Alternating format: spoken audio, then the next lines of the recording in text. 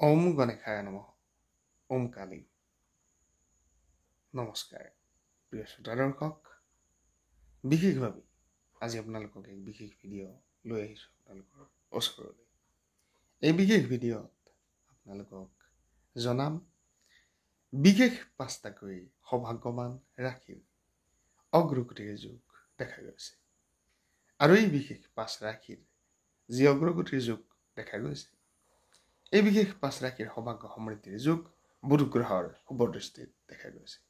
আৰু বুধ গ্ৰহৰ শুভ দৃষ্টিত বা কৃপা দৃষ্টিতেই অৰ্থনৈতিক ক্ষেত্ৰত অগ্ৰগতি, শিক্ষাৰ ক্ষেত্ৰত অগ্ৰগতিৰ দিশ দেখিবলৈ পাৰিব।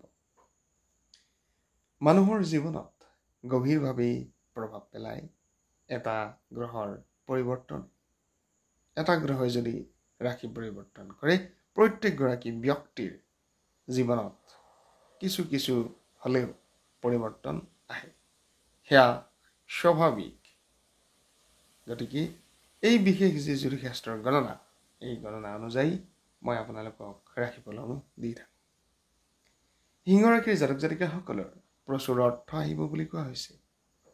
আনফালে টকা যদি আপোনাৰ বিভিন্ন প্ৰান্তত ধন অৰ্থ সম্বন্ধীয় কিছু কথা ৰৈ আছিল, সেই ৰৈ থকা কৰ্মখিনি বিশেষভাৱে সিদ্ধ হ'ব বা আপোনাৰ ৰৈ থকা কৰ্মখিনি চলিবলৈ আৰম্ভণি কৰিব।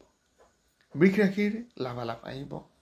বৃষ ৰাশিৰ জাতক জাতিকাসকলৰ অগ্ৰগতিৰ দিশ দেখা গৈছে। আনফালে কুম্ভ ৰাশিৰ জাতক জাতিকাসকলৰ সৰ্বত্ৰ সিদ্ধিৰ যুগ, উন্নতিৰ যুগ, সমৃদ্ধিৰ যুগ, অৰ্থ লাভৰ যুগ দেখা গৈছে। মীন ৰাশিৰ জাতক জাতিকাসকলৰ শুভ মংগলময় ফলাফল দেখা গৈছে। অগ্ৰগতি আহিব প্ৰেমৰ ক্ষেত্ৰত, পাৰিবাৰিক ক্ষেত্ৰত, অৰ্থনৈতিক ক্ষেত্ৰত। মিথুন ৰাশিৰ জাতক জাতিকাসকলৰ সৰ্বোত্তম ভাগ্য ফল আছে। ধন্যবাদ জনাইছোঁ।